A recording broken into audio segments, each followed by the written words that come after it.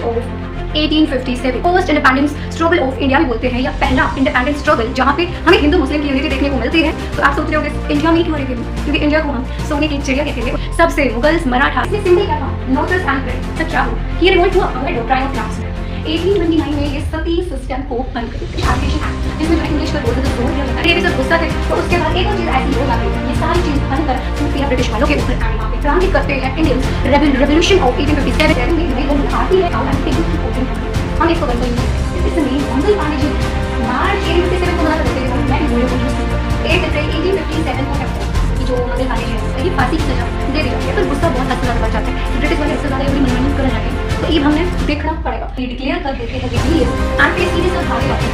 जो यहाँ पे मुगल एम्पर होते हैं बहादुर शाह, जब वो सक्सेसफुल नहीं इस टाइम पर देशभक्ति और नेशनलिज्म की एकता की फीलिंग की बात करें हम हमारे नेशन की, इंडिया के बारे में सोचे तो ऐसा बिल्कुल। हेलो गाइस, कैसे हैं आप सब? मैं नेहा आप सबका आपके YouTube channel Neha studies club पे स्वागत करती हूँ। सो आज की वीडियो का जो टॉपिक होने वाला है ना, वो अपने आप में ही बहुत ख़ास है, क्योंकि जो ये टॉपिक है ना, ये आज मैं ये नहीं बोलूँगी कि किसके लिए ये वीडियो है, कौन सी क्लास के लिए है, क्योंकि अगर आप ये एक इंडियन हो या आप इंटरेस्टेड हो इंडियन की हिस्ट्री जानने के लिए, तो ये वीडियो है आप सबके लिए, जितने भी भारतीय हैं और जो इनको जानना चाहते हैं। तो इस वीडियो में हम डिस्कस करने वाले हैं रिवोल्ट ऑफ 1857। इसमें हम वो क्रांति देखेंगे जिसको हम first independence struggle of India भी बोलते हैं या पहला इंडिपेंडेंस स्ट्रगल, जहाँ पे हमें हिंदू मुस्लिम की यूनिटी देखने को मिलती है एंड इसको हम स्पॉय म्यूटिनी भी बोलते हैं। सो चलो करते हैं स्टार्ट। तो ये हमारी जो रेवोल्यूशन है ना, तो 1857 में एक क्रांति होती है। इससे पहले मैं आपको अदर इन्फॉर्मेशन बताना चाहती हूँ कि फिर इससे आप अच्छे से लिंक कर पाएँ। तो जैसे हमारी जो हिस्ट्री का पूरा फ्लो है, मैं वो आपको अलग अलग वीडियोस में अलग अलग टॉपिक के उसमें मिलता रहेगा, पर मैं आपको मोटा मोटा बताना चाहती हूँ कि सबसे पहले तो क्या होता है कि हमारे इंडिया में बहुत सारी यूरोपियन कंट्रीज़ आती हैं इधर ट्रेड करने के लिए। उनमें से एक थी ब्रिटेन से कंपनी आई थी, ब्रिटिश ईस्ट इंडिया कंपनी, ठीक है। तो सिर्फ वो अकेले नहीं थे, उसके साथ बाकी भी कई कंट्रीज़ आती हैं यहाँ पे ट्रेड करने के लिए।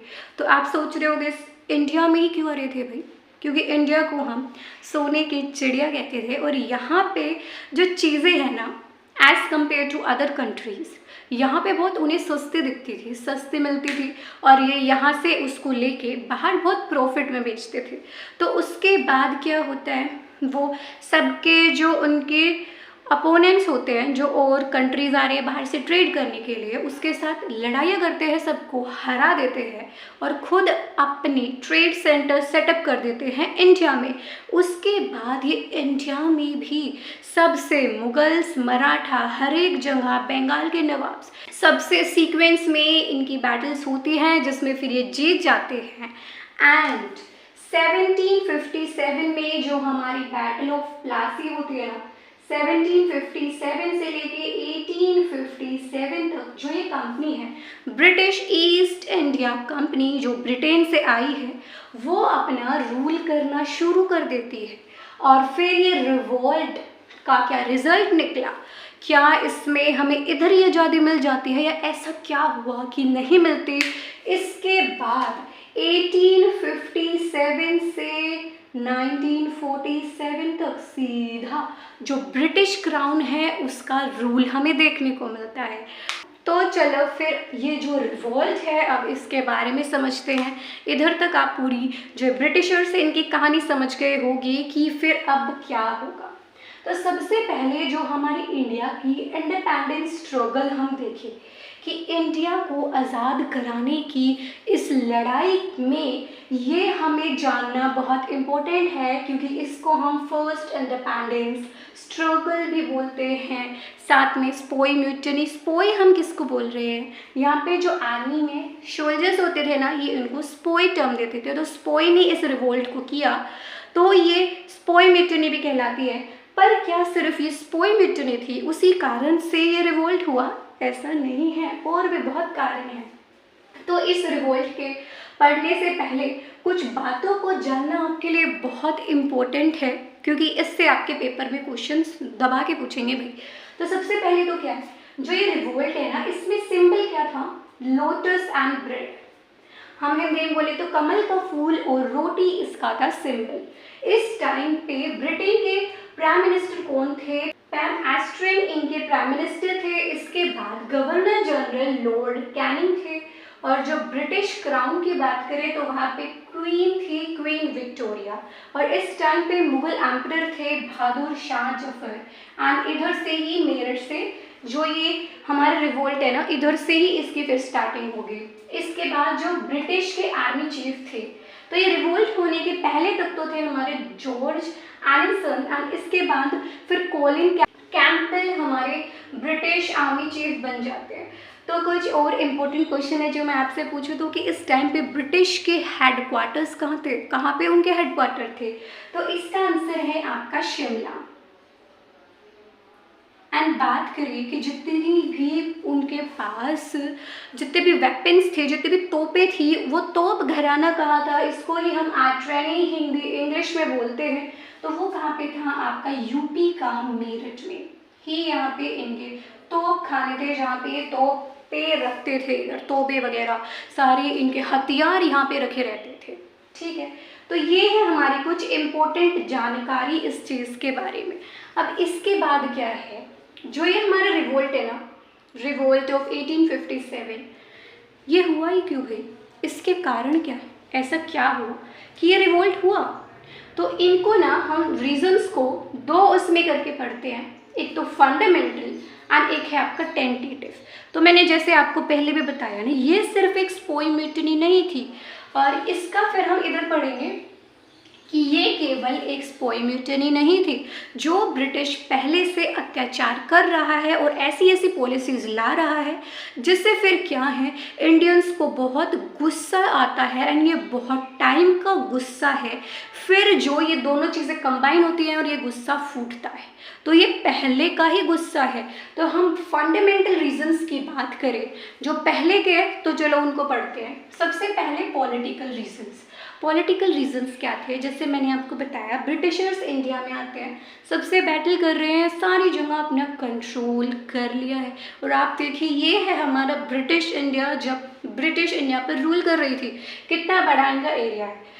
तो इसमें क्या होता है, ये बहुत सारी जगहों पर बंगाल उनके नवाब को हराते हैं, मराठास को हराते हैं, बहुत सारी बैटल्स होती हैं, मुगल के साथ होते हैं, और सब सारी जगह आप ये क्या कर रहे हैं, ये कंट्रोल करना शुरू कर रहे हैं। तो इसी टाइम पे फिर क्या होता है, सब्सिडरी अलायंस लाया जाता है। उस टाइम पे कौन लाते हैं? लॉर्ड वेलेस्ली, जो इस टाइम के गवर्नर जनरल थे, और इनका टेन्योर है 1798 से 805 तक ये हमारे गवर्नर जनरल रहे हैं। तो सब्सिडरी अलायंस में क्या है, इसमें क्या होता है कि ये बोल रहे हैं कि हमारे साथ भाई तुम अलायंस कर लो, उसके बदले में हम तुम्हारे साथ क्या करेंगे, जो ब्रिटिश है ना, ब्रिटिश की आर्मी की तुम्हें प्रोटेक्शन मिलेगी, कि फिर तुम्हें प्रोटेक्ट करके रखेंगे कि अगर कोई भी तुम पे हमला करता है, उसके बदले में तुम्हें क्या करना पड़ेगा, थोड़ा अपने रेवेन्यू का हिस्सा हमें देना पड़ेगा। और फिर जैसे जो मना कर देते हैं सब्सिडी अलायंस को, तो फिर वे डायरेक्ट उनके साथ बैटल कर लेते हैं, फिर वो जीत जाते हैं, तो उस चीज़ को फिर वो कंट्रोल तो वैसे ही कर लेते हैं ना। तो इसी को बोलते हैं सब्सिडी अलायंस। जो अब इससे नेक्स्ट जो चीज़ लाई गई ना, वो है डॉक्ट्राइन ऑफ लैप्स। वो कौन लाते हैं? लॉर्ड डलहौजी, जो 1848 से 1856 तक इनका टेन्योर रहता है। इसी के कामों की वजह से फिर ये आगे सब भड़के हैं। डॉक्ट्राइन ऑफ लैप्स में क्या है, जैसे कोई भी जगह है, कोई भी प्रिंसली स्टेट है जहाँ पे राजा रूल कर रहा है, अगर उसका कोई बेटा नहीं है लीगली, कोई उसका कोई सन नहीं है, तो वो लैंड इनके अंडर में आ जाएगा, ब्रिटिश वालों के में। और ऐसे ही अगर जैसे वो, इसको हम हड़प नीति बोलते हैं, और ऐसे ही अगर जो राजा है वो अगर रूल अच्छे से नहीं कर पा रहा, उस पर ऐसे आरोप लग जाए कि वो अच्छे से रूल नहीं कर रहा, अच्छा राजा नहीं है, तो उसको हटा दिया जाए, और वो जो लैंड है वो भी इनके अंडर में आ जाता था डॉक्ट्राइन ऑफ लैप्स के थ्रू।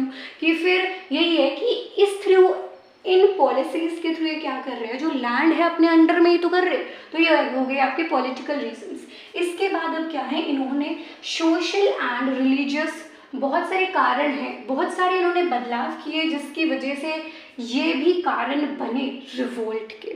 तो ये देखना अब ये क्या कर रहे हैं, ये जो हमारे जो पहले इंडियंस थे ना, या अभी भी है ना, आप अभी भी लड़वा लो धर्म के ऊपर, तो क्या है, वैसे तो उन्हें मतलब प्रॉब्लम है भाई सारी चीज़ों में है, पर जो ज़्यादा प्रॉब्लम देखने को मिलती है ना कि हमारे समाज और धर्म के खिलाफ कोई बातें ना हो, कोई चीज़ें चेंज ना करे, तो ये बहुत ज़्यादा भड़क जाते हैं। और ऐसा ही फिर ब्रिटिशर्स करते हैं, इन चीज़ों को चेंज करते हैं। देखो क्या है, 1829 में ये सती सिस्टम को बंद कर देते हैं।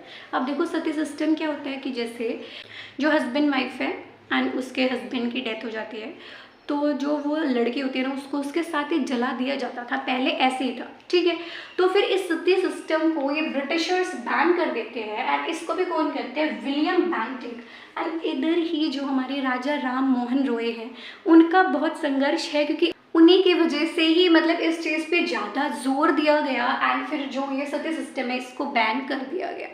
तो फिर अब क्या है, इस चीज़ को कर दिया भाई, अब इंडियंस भड़के हुए हैं, भड़क रहे हैं। उसके बाद 1843 में क्या है, जो स्लेवरी होती है, मतलब स्लेव्स को खरीदना, किसी इंसान को खरीदना बेचना, स्लेवरी, इसको ही बंद कर देते हैं। और इस टाइम के हमारे जो गवर्नर जनरल हैं वो है एलन ब्रोक, ठीक है। अब इसके बाद अब खुद देखो, जैसे सती सिस्टम को बंद कर दिया तो जो बहुत सारी विडोज़ हैं अब वो क्या होंगे, तो विडोज़ की संख्या बढ़ रही है। तो फिर अब ब्रिटिश वाले क्या करते हैं कि जो विडोज़ है ना उनकी रीमैरिज की बात करते हैं, कि रीमैरिज का एक्ट पास हो जाता है 1856 में, एंड ये कैनिंग के टाइम पे होता है।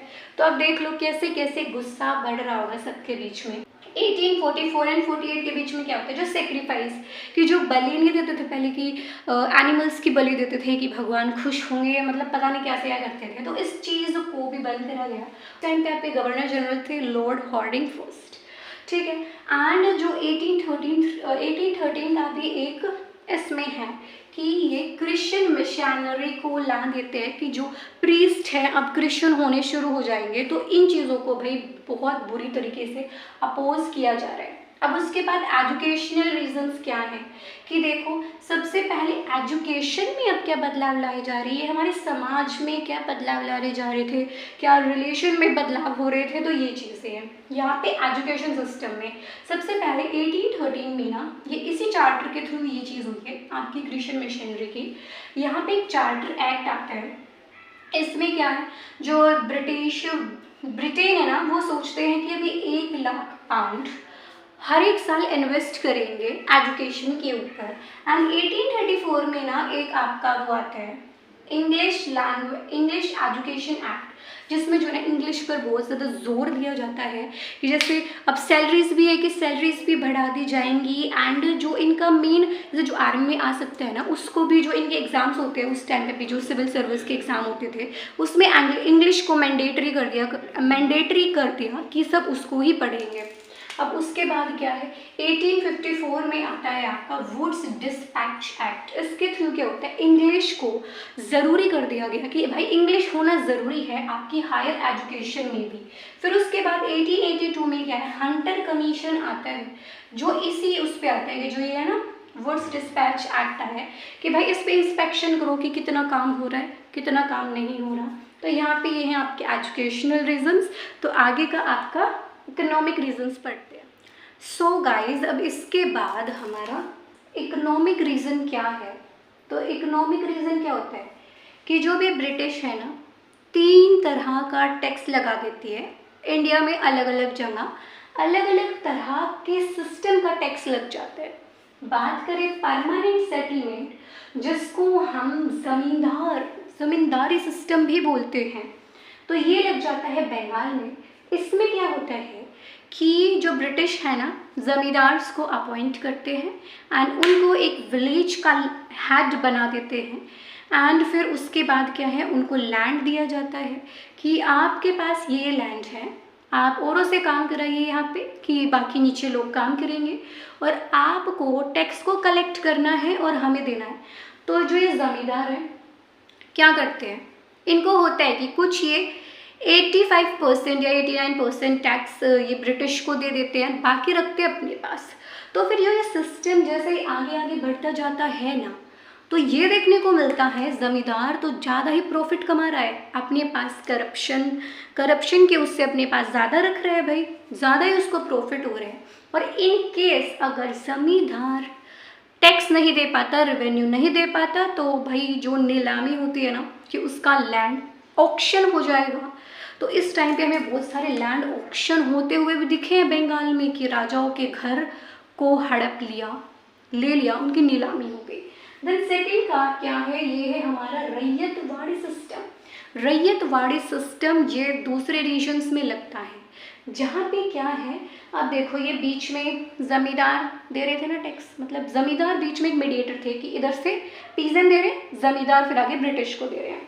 रैयतवाड़ी में क्या है, जो रैयत थे इन्होंने बोला कि हम सीधा ही ज़मींदार को टैक्स पे करेंगे। तो इसमें ये चीज़, पर जो ये टैक्स लेते थे ना बहुत ही हाई लेवल पे लेते थे, और इतना भी नहीं है कि किसी टाइम पे जैसे पीजेंट है फसल खराब भी होगी तो उस टाइम पे कभी कभी कमी कर देते थे, पर ये बहुत अमाउंट में टैक्स ले रहे हैं, टैक्स बहुत ज़्यादा है। अब आगे चल के इनकी जो इन्होंने मतलब ज़मींदार्स को बनाया, आगे चल के अभी इन्हीं की वाट लगने वाली है कि ये भाई दे नहीं पाएंगे। पहले क्या थे, जो पीजेंट थे कमाते थे, एक लैंड पर कमाते थे और अपने सेल्फ सफिशिएंट थे कि उससे खा लेते थे, उससे कमा के। उसके बाद फिर उन्होंने ये भी बोला कि तुम कैश क्रॉप्स पर करो, जैसे इंडिगो है उसकी खेती कराई, जिसकी वजह से जो लैंड है बहुत बुरी तरीके से ख़राब हो रहा था। आखिर में ऐसी सिचुएशन आ गई कि जो ताकत थी पीजेंट के पास सेल्फ सफिशिएंट की, वो खुद करके खा सकते हैं, वो चीज़ भी इन ब्रिटिश वालों ने छीन ली है। अब तीसरा सिस्टम क्या है, महलवाड़ी। महलवाड़ी सिस्टम में क्या होता है, जनरली आपको यूपी की साइड देखने को मिलेगा। इसमें क्या है, जैसे जो विलेज का प्रधान है ना वो टैक्स लेगा एंड देन ब्रिटिश को देगा। तो 3 तरह के उन्होंने सिस्टम लगा दिए टैक्स के। तो अभी तक हमने political, social, educational and economic reasons पढ़े कि ऐसे ऐसे ब्रिटिश ने काम किया, अपनी ईस्ट इंडिया कंपनी काम कर रही है अभी तक कि ये काम कर रहे हैं। तो जो हिंदू हैं, जो भारतीय हैं, उनके बीच में बहुत गुस्सा आ जाता है इन चीज़ों को लेकर कि ये बहुत एक्सप्लॉइट कर रहे हैं पीजेंट्स को, तो ये बहुत गुस्सा हो जाते हैं। तो ये सारे थे हमारे चारों के चारों फंडामेंटल रीजंस कि क्या क्या फंडामेंटल रीजंस है हमारे रिवोल्ट होने के। तो पीछे से ये भी भड़क थी, मतलब इस चीज़ के लिए भी सब गुस्सा थे। तो उसके बाद एक और चीज़ ऐसी हो जाती है, ये सारी चीज़ बनकर फूटती है ब्रिटिश वालों के ऊपर एंड यहाँ पे क्रांति करते हैं इंडियंस। रेवोल्यूशन ऑफ 1857 या रिवोल्ट ऑफ 1857 होता है। तो ये है बहुत पहले का सिनेरियो, ये चीज़ लेके इनके दिमाग बहुत ख़राब हो गए। तो इसके बाद आपको जो मेन हम बोले तो इंटरमीडिएट रीजंस या फिर टेंटेटिव रीजंस, तो अब हम इनके बारे में पढ़ेंगे। तो इसको पढ़ने के लिए हमें जानना पड़ेगा मंगल पांडे जी के बारे में, क्योंकि इन्हीं की वजह से जो ये चीज़ है ये शुरू हुई, इन्होंने ही किया सब कुछ। तो फिर इनको ही देख के आगे फिर पूरे उसमें रेवोल्यूशन छेड़ा है। तो फिर हम इनके बारे में पढ़ते हैं। तो जो इनका ये बर्थ हुआ ना, बर्थ हुआ यूपी के एक जगह में, बलाई में, और 18 जुलाई 1829 को इनका जन्म हो जाता है। एंड एक फार्मर फैमिली से बिलोंग करते हैं। साथ में ये ब्राह्मण है और ये भी मतलब इनकी फैमिली भी बहुत टैक्स देती है, और टैक्स मतलब नहीं दे पाती क्योंकि बिल्कुल ये फार्मर फैमिली से बिलोंग कर रहे हैं। तो फिर क्या है, ये 1849 में आर्मी को ज्वाइन कर लेते हैं और बन जाते हैं एक स्पॉय, मतलब सोल्जर बन जाते हैं। फिर 1857 में ये 34th इन्फेंट्री के पार्ट बन जाते हैं। ऐसे ही बहुत सारे भाई बटालियन होते हैं, अलग अलग आर्मी के ग्रुप्स होते हैं। तो इन्फेंट्री क्या मतलब क्या है, जो पैदल सेना होती है, जो पैदल चलती है ना, उसको बोलते हैं इन्फेंट्री। एंड बंगाल में इसकी पोस्टिंग हो जाती है मंगल पांडे जी की। तो अब आप देखना पूरा सिनेरियो क्या है। 1856 तक ना जो गन चल रही थी ना उसको बोलते हैं ब्राउन ब्रास गन, जो पहले गन चल रही है। तो उसको क्या हो रहा है, जैसे वो गन है ना, वो ड्यू टू ह्यूमिडिटी, गर्मी की वजह से या सीलन की वजह से वो बैकफायर कर जाती थी कि पीछे लग जाए। तो बहुत इस चीज़ों की सिचुएशंस देखने को मिली कि वो गन अब अच्छे नहीं है। अब क्या है भाई, अब हमें नई गन लानी पड़ेगी और 1857 में नई गन आती है जिसका नाम क्या है, एनफील्ड MP50। तो अब क्या बोला जाता है, ऐसी अफवाह फैलती है कि पहले तो देखो ये गन समझो, गन होती कैसी है, जो ये रेड वाला पार्ट है ना, ये आगे जाके लॉन्च होता है और ये होता है आपका अंदर वाला मेटालिक पार्ट, एंड ये आपके गन को शूट करने का इधर पाउडर होता है, एंड इधर पीछे लगाई गई है जो मेन आपका सिस्टम आपको देखने को मिलेगा, पीछे लगाया गया है जिसकी वजह से आप पे प्रोटेस्ट हुआ है। तो क्या हो रहा है, बुलेट्स में पीछे ना वैक्स लगाई गई है, ग्रीस लगाई गई है पीछे, एंड वो किस चीज़ से बनी गई है, वो काउ एंड पिग के फैट से बनी गई है। हाँ बिल्कुल सही, इसको पीछे लगाया गया है और इसको देखो कैसे लॉन्च किया जाता है कि ऐसे इसको मुंह से टीयर करना होता है, उसके बाद ही फिर इसको गन में लगा के शूट होती है। तो फिर जब ये पता चलता है कि यहाँ पे काउ एंड पिग की कोटिंग है भाई, सारे हिंदू कि ये क्या हो रहा है, काऊ जो हमारी माता है हम इतना मानते हैं, एंड ये क्या कर रहे हैं, हम कैसे कर सकते हैं भाई। एंड जो पिग है ना, जो मुस्लिम वाले ना इसको बहुत अपवित्र मानते हैं कि पास भी नहीं आना चाहिए, हम पूजा नहीं कर सकते, ये नहीं कर सकते। तो ये दोनों की है सिस्टम हो जाता है, तो इसीलिए यहाँ पे हमें हिंदू मुस्लिम की यूनिटी देखने को मिलती है। तो ऐसा इसीलिए लगाया जाता है, फिर ये ह्यूमिडिटी से बची रहे। फिर जितने भी इंडियन सोल्जर्स है ना मना कर देते हैं, हम इसको गन का यूज़ नहीं करेंगे, मना कर देते हैं। एंड इसमें मंगल पांडे जी भी मार्च 1857 को मना कर देते हैं कि भाई मैं इन गोलियों को यूज़ नहीं करूँगा। तो फिर आगे जाके क्या बातचीत होती है, इसका एक दोस्त होता है मंगल पांडे जी का, इनका एक फ्रेंड होता है जो आर्मी का कमांडर भी है, जो है लेफ्टिनेंट बोक। तो ये बोलता है, समझाता है कि नहीं भाई इस पर कोटिंग नहीं है, किसी चीज़ की कोटिंग नहीं है, तुम समझो नहीं है कोटिंग किसी चीज़ की। ऐसे ही फिर जो यहाँ के जनरल होते हैं हंसन, ये भी डिक्लेयर कर देते हैं कि ऐसी कोई कोटिंग नहीं है। पर फिर उसी टाइम पे इतनी अफवाहें फैलने लग जाती है कि भाई वे तो इस चीज़ की कोटिंग लगा रहे हैं। और जो हमारे मंगल पांडे जी हैं वो थे एक ब्राह्मण वंश से, उसमें भी जो शाक्याज है ना जो सबसे ऊपर होते हैं, तो वो होते हैं।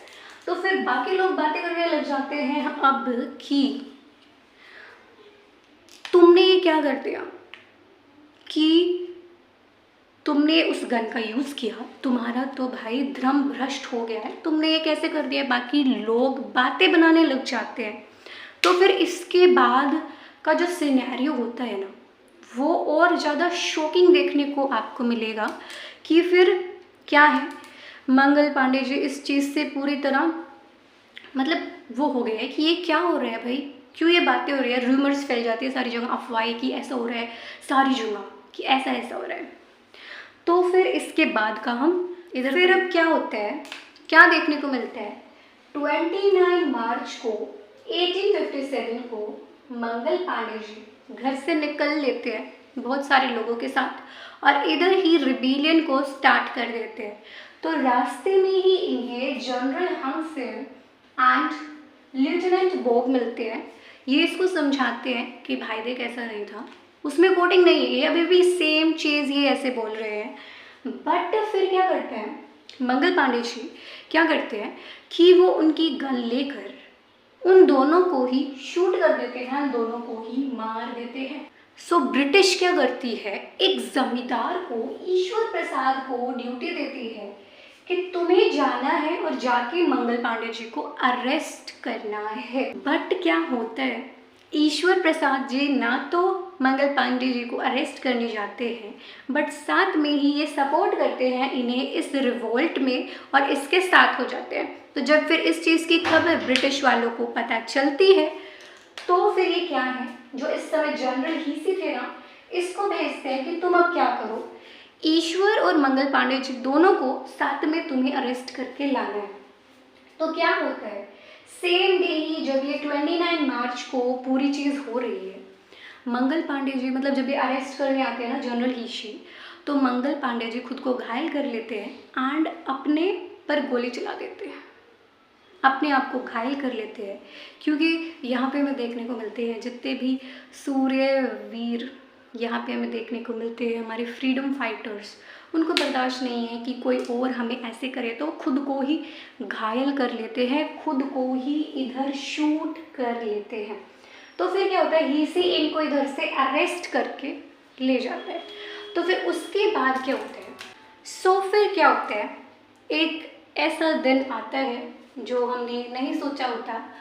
8 अप्रैल 1857 को क्या होता है कि जो मंगल पांडे जी है ना, इनको कैपिटल पनिशमेंट दे दी जाती है, जिसको आर्मी के तरीके से बोले तो उसको कोर्ट मार्शल बोला जाता है। इसमें क्या होता है कि फांसी की सज़ा दे दी जाती है 8 अप्रैल को, कि देख लो ये रिवोल्ट कर रहे हैं सबके लिए कि ये चीज़ ना हो, फिर इनको फांसी दे दी जाती है। एंड कहाँ पे दी जाती है, एमपी में। तो इसके बाद देखो सुनाई तो जो ईश्वर प्रसाद जी है ना, इनको भी फांसी 8 अप्रैल को ही है, पर इनको 29 अप्रैल को फांसी दे दी जाती है।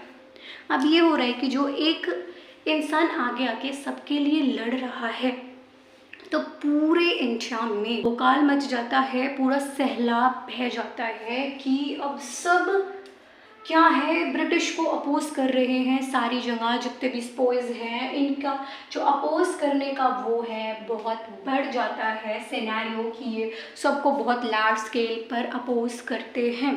अब यहाँ पर गुस्सा बहुत हद से ज़्यादा बढ़ जाता है कि ब्रिटिश वाले हद से ज़्यादा ये बड़ी मनमानी करने लगे, तो अब हमने देखना पड़ेगा। तो अब इसके बाद क्या होता है, सब बहुत गुस्से में होते हैं, तो फिर बहुत बुरी तरीके से सारा पूरा होता है कि ये बहुत प्रोटेस्ट करते हैं। पर आखिर में क्या होता है, यहाँ पर ब्रिटिश वाले इस चीज़ को दबा नहीं पाते।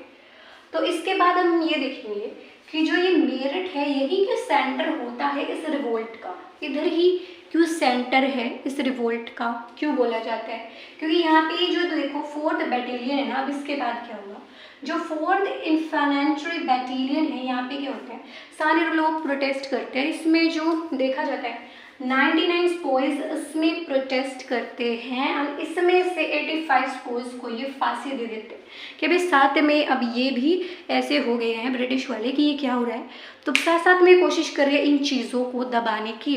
अब इसके बाद क्या होता है, ये चीज़ और होने के बाद सब बहुत ज़्यादा ही गुस्से में हो जाते हैं। फिर जो मेरठ के लीडर होते हैं कदम सिंह, ये अपने साथ बहुत सारे लोगों को लेकर अब सोचते हैं कि अब हमें इकट्ठा होना पड़ेगा, क्योंकि ब्रिटिश वाले बहुत सारे हैं, हम सबको इकट्ठा होना पड़ेगा, एक जगह मिलना पड़ेगा और वहाँ पे रिवोल्ट करना पड़ेगा और इनको मुंह तोड़ जवाब देना होगा। तो फिर इसके बाद क्या होता है, अलग अलग जगहों से आपको अलग अलग रूलर्स लीडर्स देखने को मिलेंगे जो आते हैं और इस प्रोटेस्ट में, इस रिवोल्ट में हिस्सा लेते हैं। तो जो अलग अलग जगह से जो लीडर्स आते हैं ना, वो आपको इसके आगे मिलेगा। अभी इसी को समझिए। तो इसके बाद क्या होता है, सारे लोग अब क्या प्लान बनाते हैं कि ना 30 मई 1857 को दिल्ली में जाएंगे। पर आपको पता है कुछ ना कुछ जो घर में होते हैं, जो सारी बातें लीक हो जाती है। तो ऐसे होता है यहाँ पे कि कुछ लोग ब्रिटिश तक ये कहानी बात पहुँच जाती है, ब्रिटिश वालों तक ये बात पहुँच जाती है कि ये इस दिन प्लान करने वाले, और इनको भी पता है कि ऐसा हो सकता है। तो एक कदम जी 30 मई को ना जाकर 10 मई को ही दिल्ली के लाल किले में पहुँच जाते हैं। एंड 11 मई 1857 को इधर ये डिक्लेयर कर देते हैं रिबेलियन। एंड फिर ये सीधे सब भागे जाते हैं। जो यहाँ पे मुगल एम्परर होते हैं बहादुर शाह जफर, ये इनके पास जाते हैं, इनको पूरा सिनेरियो बताते हैं कि ऐसे ऐसे गन्स में हमें फैट देखने को मिला है। तो फिर ये इनको लीडर बना देते हैं। पर जो ये बहादुर शाह जफर है, ऐसे इतने अच्छे राजा नहीं है, ठीक है। तो इसके बाद आप देखना क्या होगा। फिर इसके बाद क्या, ये चीज़ें पूरी चीज़ देखते लाल किले में सारी चीज़ हो जाती है। तो जो ब्रिटिश है इसके अगेंस्ट, बहादुर शाह जफर के अगेंस्ट वारंट को पास कर देती है। एंड ये भाग के जो हुमायूं टॉम्ब है उसमें जाके छुप जाते हैं। बट 12 मई 1857 को इसको उधर से अरेस्ट कर लिया जाता है। बाद में सारी जगह पर वापस से अपना कंट्रोल को एस्टेब्लिश कर लेते हैं। फिर आप एक चीज़ सोच रहे होंगे कि इतने बड़े हिस्से पर ये चीज़ें हुई, इनके साथ से सारा कंट्रोल भी चला गया और सारे लोग इस पे पार्टिसिपेट भी कर रहे हैं, क्योंकि पहले उन्होंने सबके साथ लड़ाइयाँ कर करके सारी चीज़ें छीन ली, तो अब सबके पास पूरा मौका था सब कुछ करने का। पर ऐसी क्या कमी रह गई कि जिस कारण ये रिवोल्ट सक्सेसफुल नहीं हो पाया? तो और डिटेल में तो इसको आगे देखेंगे, पर मैं आपको थोड़ा सा बताती हूँ ऐसा क्यों है। क्योंकि इस टाइम पर देशभक्ति और नेशनलिज्म की, एकता की फीलिंग की बहुत कमी थी। कि बात करें हम हमारे नेशन की, इंडिया की, कि इंडिया के बारे में सब सोचे, तो ऐसा बिल्कुल भी नहीं था। इस चीज़ की बहुत ज़्यादा कमी देखने को मिलती है। ऐसा क्यों है? क्योंकि सब यहाँ पे क्या कर रहे हैं, सब अपने ही इशू को लेके आगे आ रहे हैं। कोई ये बोल रहे हैं कि इन्होंने जैसे विडो मैरिज एक्ट लगा दिया, या ऐसे ऐसे हमारी पॉलिसीज़ लगा रहे हैं। कुछ क्या कर रहे हैं कि जो गन्स होती है कि उन पे इन्होंने फैट की कोटिंग कर दी है। तो सब अपने अलग अलग चीज़ों के लिए लड़ रहे हैं। सब अगर साथ में आके एक चीज़ के लिए लड़ते कि इंडिया को, भारत को इन अंग्रेज़ों से आज़ादी चाहिए, तो ये पा सकते थे। पर फिर ब्रिटिश वालों ने क्या देखा कि ऐसे तो नहीं होगा, तो इन्होंने धर्म के उस पर सबको भड़काना शुरू कर दिया। जो इनकी पॉलिसी थी डिवाइड एंड रूल, वो स्टार्ट कर दी। और इस चीज़ जब ये रिवोल्ट होता है ना, इसके बाद सीधे मैंने आपको बताया सीधा ब्रिटिश, उधर से ब्रिटेन आके सीधा रूल करेगा। तो यही था हमारा पूरा सिनेरियो जिसमें ये रिवोल्ट ऑफ 1857 है, हमने किया डिस्कस। अब इसके बाद कौन से लीडर्स कौन सी जगह से आए, कौन कौन सी फेमस बुक्स हैं, क्या रिजल्ट रहा इसका, और अच्छे से और क्या इसमें आपको इम्पैक्ट देखने को पड़ा, आगे क्या होगा, तो वो हम देखेंगे नेक्स्ट वीडियो में। सो अगर आपको मेरी वीडियो अच्छी लगी हो एंड जाग गए हो तो लाइक शेयर एंड सब्सक्राइब कर दो। सो मिलते हैं नेक्स्ट वीडियो में। So thank you.